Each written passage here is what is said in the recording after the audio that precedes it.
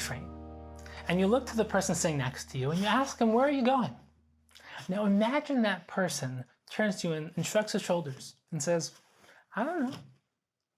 You think he's crazy. Who goes on a train without knowing their destination? But if you ask a lot of people in life, where are you going in life? They might shrug their shoulders. They might say, I don't know. A couple weeks ago, I was asked to give a speech.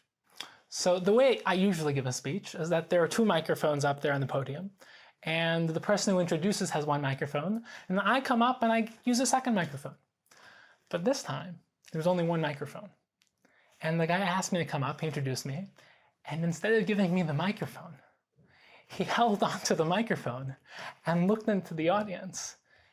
Well, before I tell you what he said, let's build a couple questions when it comes to Shabbos. There's a couple questions, a couple fundamental questions about Shabbos. Number 1 is that why is Shabbos so important? Shabbos is one of the Hidabroot. When we think of the Hidabroot, we think of some of the most fundamental and important mitzvahs.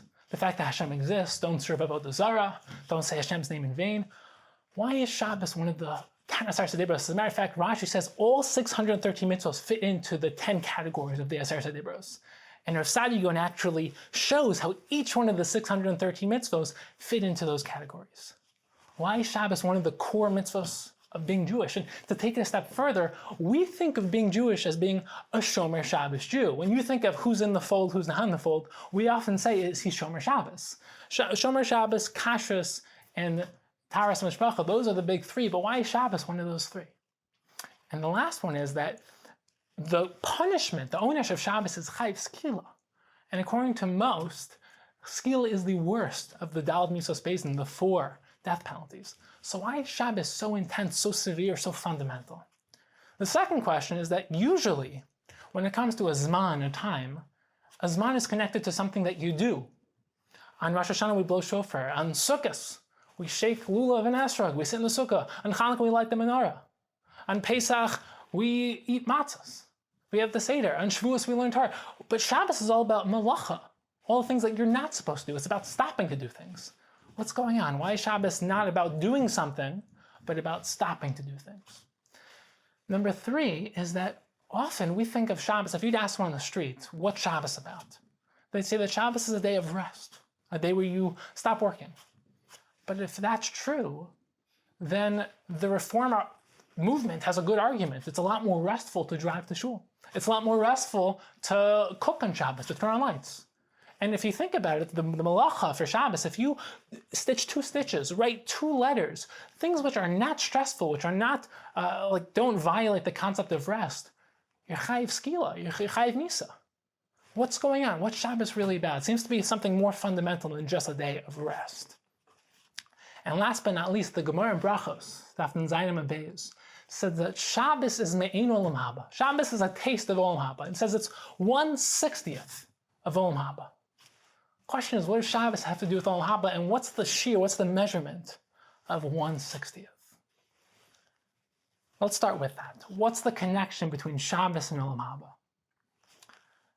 The connection is that the weekday to Shabbos is the same concept as Olam Haza, this world, to Olam Haba, the world to come. Olam Haza, this world, is a place of becoming. It's a place of growing.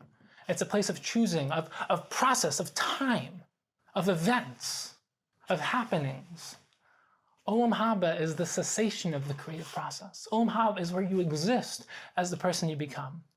The Nefesh HaChaim and the Ramchal explain that Olam Haba isn't a place where you get gifts and rewards for everything you did in this world.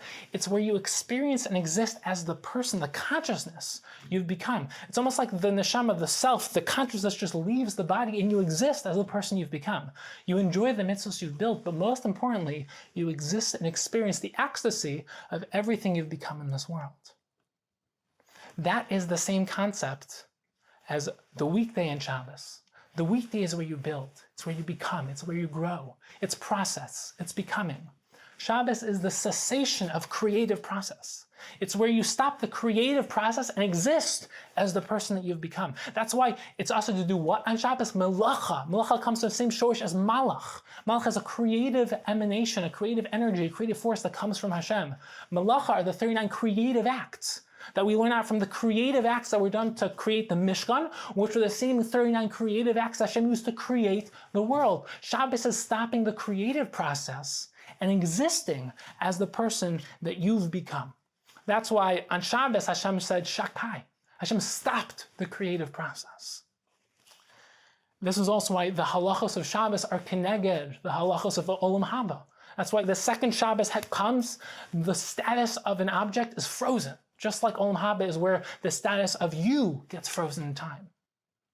That's why if something, let's say there's something muksa on the table, even if later, after like a couple hours after Shabbos starts, the muksa thing falls off the table is still muksa. Since once Shabbos started, it had the status of muksa.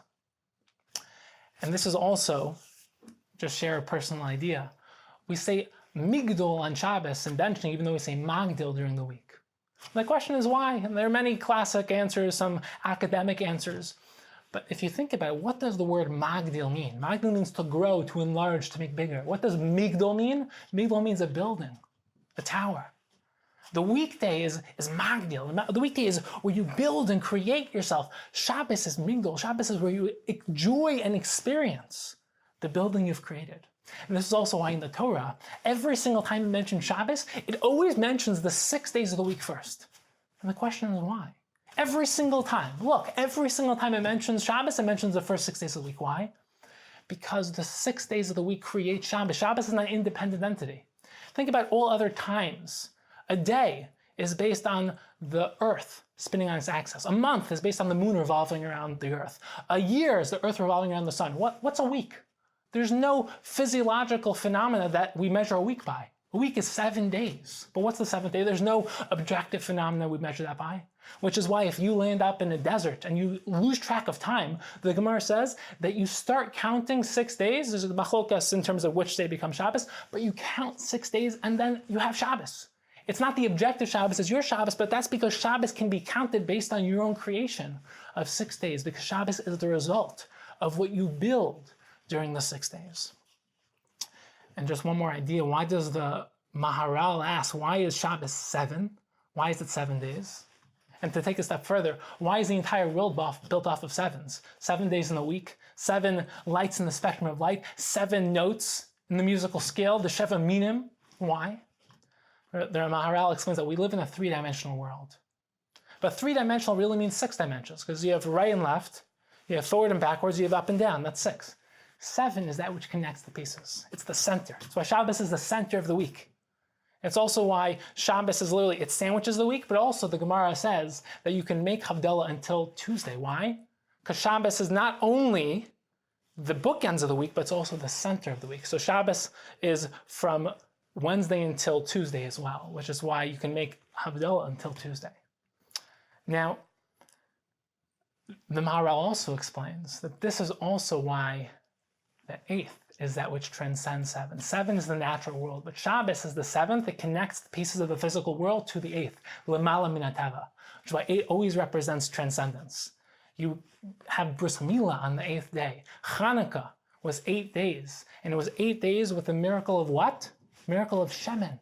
Shemen is the same root as Shmona, 8, which is why the word Svia, full, is 7, but 8 is Shemen, Shamin, fat, that which extends beyond the boundaries.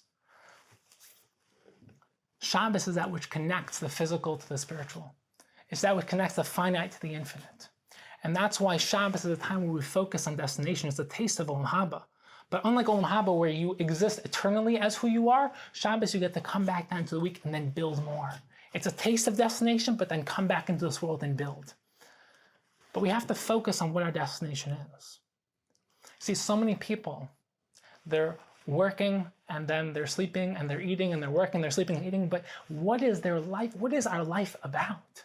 We have weekends and vacations to get enough energy to go back, to have days where we just, what are we doing?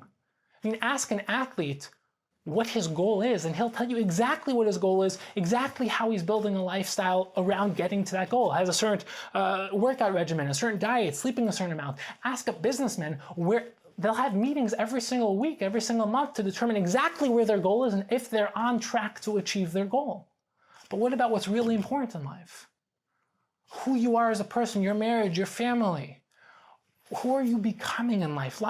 Shabbos is a time to think about destination, because if you think about it, as the Ibn Ezra says, the past is gone, the future is not here yet, and the present is constantly fading away into the past. So who are we? I mean, really, if you think about it, your memories reflect all of that which you've actualized and built in your life. Your memories are the aspect of you that you've become. And Shabbos is a time where you have to really sit and think, who am I? Who have I become? What am I becoming in life? And there are really three aspects of Shabbos. One is to enjoy everything you've built. Enjoy who you are.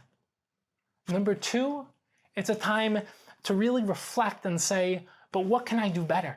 What really needs work? What really needs focus? If this is good, what about that? If that's good, what about this? And the next step is to recalibrate. To say, okay, how am I going to become better? How am I going to come down from this taste of Olam Haba, this taste of destination, to then become so much more? So why is Shabbos so fundamental? Because it represents endpoint. Why is Shabbos about stopping to doing? Because Shabbos is about the cessation of creative activity. It's a taste of Olam Haba where you experience who you are, so you can be inspired to come back down so we can become even more. And it's not just a day of rest. It's a day of stopping the cessation of creative activity, of melacha. And that's why Shabbos is the taste of Olam Haba. I know that most of you are still wondering, wait a second, what about that story? That story when you were up on the stage, what happened? And it's itching you in the back of your mind like you left that out. Well, yeah, that's something called a setup. And a setup without a punchline is nothing. You have to have a destination or for something that's happening to have meaning. And all of us have a setup in life. All of us have our own life experiences, our own personal gifts, our own personal challenges. And that is your starting point. But unless you have a punchline, unless you have a destination, unless you have a goal, it's not going to go anywhere. And what we need to do in life is we need to think, who am I? Where am I going with my life? And what am I doing with the time I have left in my life?